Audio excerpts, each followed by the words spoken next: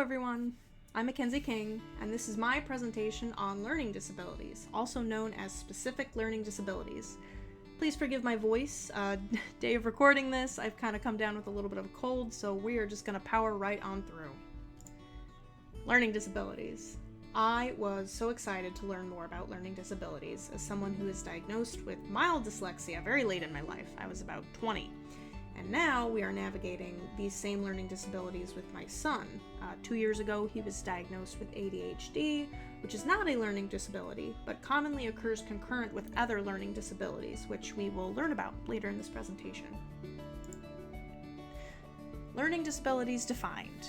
It is defined in idea as a disorder in one or more of the basic psychological processes involved in understanding or in using language, spoken or written, that may manifest itself in the imperfect ability to listen, think, speak, read, write, spell, or do mathematical calculations, including conditions such as perceptual disabilities, brain injury, minimal brain dysfunction, dyslexia, and developmental aphasia.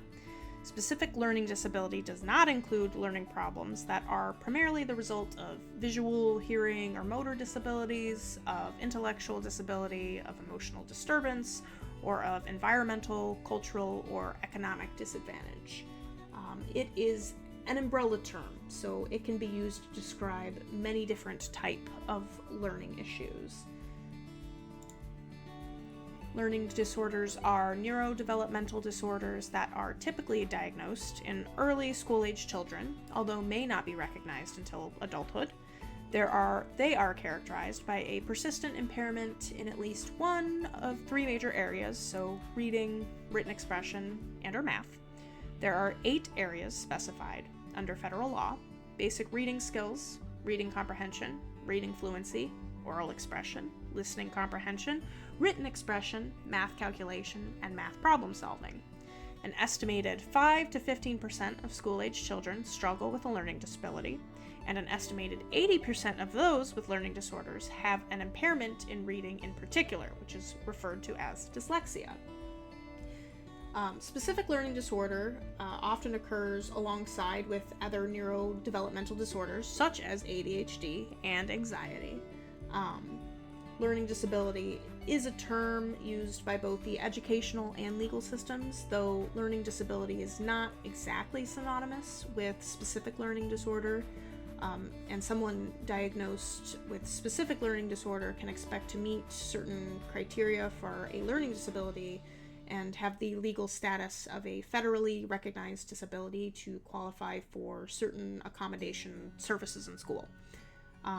As well, the term learning difference is a term that has gained popularity recently, especially when speaking with children about their difficulties, as not to label them as disordered. Specific types. So the specific types we have here are dyslexia, dysgraphia, dyscalculia, auditory processing disorder, language processing disorder, nonverbal learning disabilities, and visual perceptual/visual motor deficit. Starting with dyslexia, it is a language-based learning disability that affects language skills, specifically reading. Students with dyslexia might struggle with other language skills as well, such as spelling, writing, and word pronunciation. Dyslexia is common, affecting 20% of the population. It affects males and females equally. People with dyslexia excel in other areas, such as art, computer science, design, drama, electronics, etc. And studies have shown that dyslexia is actually hereditary. Moving on to dysgraphia. Dysgraphia is a condition that affects handwriting, impairing both the ability to write and spell.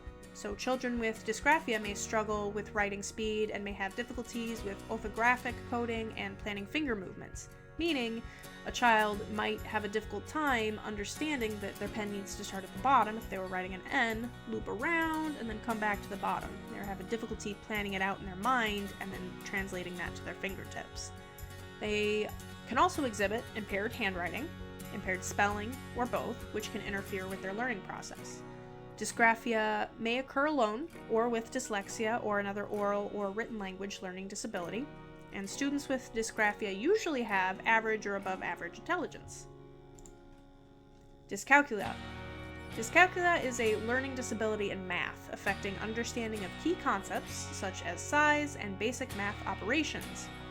Individuals with dyscalculia struggle with both simple calculations and more complex mathematical tasks, so taking the fundamentals we've learned and putting several together to solve one larger problem. It is less recognized than dyslexia, but may be just as common, affecting an estimated 5 to 10% of people. And it's not clear whether dyscalculia is as common in girls as it is in boys, but most experts think that there is no difference. Now, language processing disorder is a learning disability that impairs understanding, expression, and processing of language despite normal intelligence and no hearing or speech issues. Individuals with LPD struggle with grammar, vocabulary, syntax, and semantics, making communication and learning very difficult. LPD primarily affects how the brain processes spoken and written language, leading to challenges in comprehending words and sentences. People with LPD might struggle, for example, to understand jokes or sarcasm, and they also find themselves unable to convey their thoughts and ideas to others. It's very difficult for them to translate them into spoken word or text. Nonverbal learning disabilities is a neurological condition characterized by cognitive and sometimes social difficulties despite average or superior intelligence. Common challenges include visual spatial issues and motor skill deficits. Individuals with NVLD might also struggle to understand nonverbal cues like body language and facial expressions. NVLD is not widely known or understood, and it is characterized by a difficulty to recognize patterns. They may also have difficulty drawing, writing, or telling time using analog clocks, and it can look very different one child to the next. Visual, perceptual, and visual motor deficit. Last but not least, the visual, perceptual, and visual motor deficits can hinder a child's ability to interpret visual information, affecting their reading skills and their capacity to draw or copy effectively. These challenges can also contribute to a shorter attention span, as the child may struggle to focus on tasks that require visual processing. So, difficulty navigating school grounds or other large areas, for example. They have a hard time setting themselves in space and understanding the area around them. They might have a hard time cutting and pasting. They might close one eye while reading or working. And another common symptom is that they will tilt their heads to try to make a better understanding of the visual information.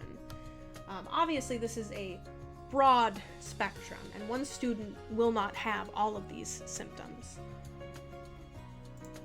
So when we look at characteristics, we start with learning, which is how do learning disabilities affect a student's learning? In this case, we have attention issues. They have difficulty focusing on text and following directions, and disorganized recall. And they have math challenges. They have poor fluency and calculation skills. They struggle with multiplication tables and word problems, the fundamentals. Writing difficulties, more of the same. Lack of self-monitoring, poor fluency and organization, and the inability to compose grammatically correct sentences. With reading and language skills, it's a weak vocabulary. They struggle with reading fluency and grammar, and their oral comprehension is much stronger than reading. That is a theme that we'll see throughout. Oral is easier.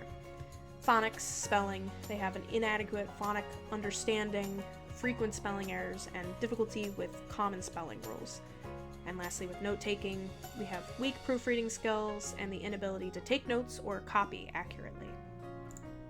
Moving on to cognitive, which is how do learning disabilities affect a child's development of mental skills and processing new information. So, decoding and reading skills, we have poor decoding skills, slow reading rate, and difficulties with comprehension, retention, and identifying key ideas. Integration challenges, so extreme difficulty building mental images and integrating new ideas with existing knowledge. We have a really hard time thinking about what we learned yesterday and applying that to today. Language and expression, we have weaknesses with homonyms and spelling patterns, stronger oral than written expression, there it is again, difficulty hearing subtle sound differences.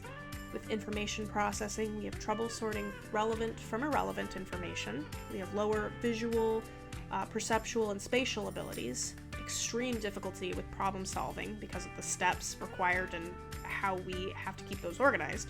and information retrieval. With mathematical skills, we have the inability to apply basic facts in complex calculations and a weak ability to hold and use information immediately. Now looking at psychomotor, a lot of it is how the brain communicates with the mouth or how the brain communicates with the hand.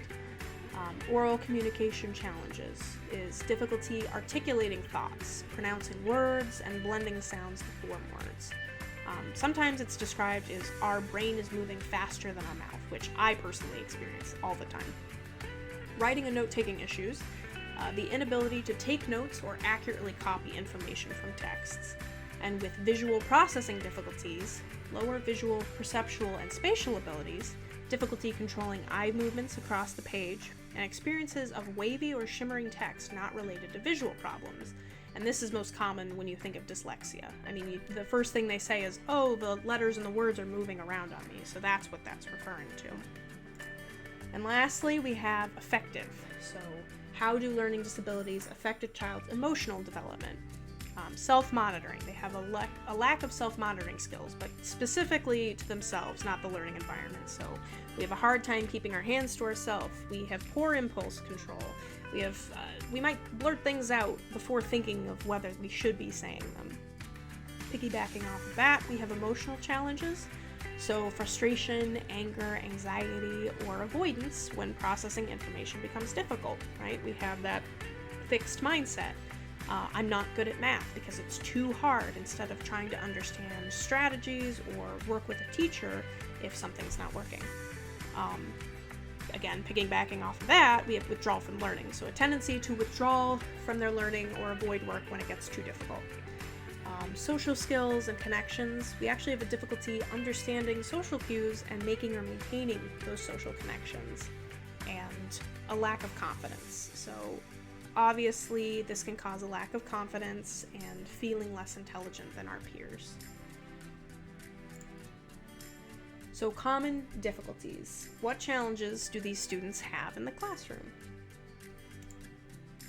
So, understanding accommodation versus modification really quickly. An accommodation changes how a student learns the material, and a modification changes what a student is taught or expected to learn. So a student with these learning disabilities are either going to have an IEP or a 504, depending on, what challenge they have. Because specific learning disabilities is such a broad spectrum, the first challenge is understanding what a student needs to succeed in a classroom. Either a 504 or an IEP will be appropriate based on the student's needs, and that would be decided by their team in school.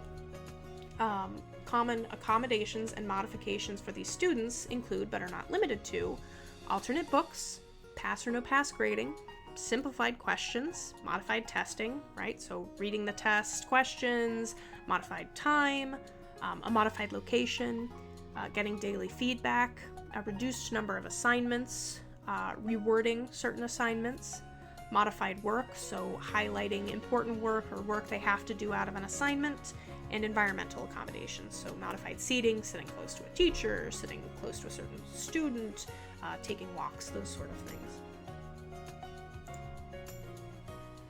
So now we have assessment practices. To be diagnosed with specific learning disorder, a person must meet 4 criteria. They have to have difficulties in at least one of the following areas for at least 6 months despite targeted help. So reading, written expression, spelling, number concepts, and mathematical reasoning. They have to have academic skills that are substantially below what is expected for a child's age and cause problems in school, work, or everyday activities. Typically characterized as one weakness. They have a weakness that needs to be below everything else, which is usually about standard with their level, with their age group.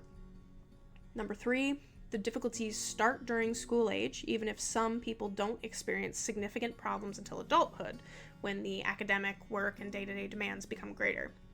And lastly, they need to, going back, learning disabilities are not due to other conditions, such as intellectual disability, vision or hearing problems, a neurological condition, adverse conditions such as economic or environmental disadvantage, lack of instruction, or difficulties speaking or understanding a language. So a pattern of strengths and weaknesses, or the PSW model. The PSW model is a tool used by school psychologists to assess children for learning disabilities. It looks beyond their IQ and seeks to establish patterns between high and low performance in individual areas. There are a few different PSW models, but in all of them, there is a specific academic weakness that must be documented and a specific cognitive weakness that connects to that. These weaknesses cannot be attributed to exclusionary criteria by the federal definition, so by the IDEA definition.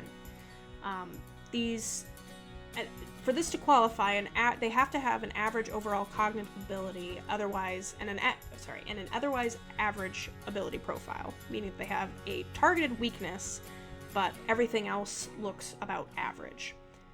Similarly, their academic skills are in the average range or higher.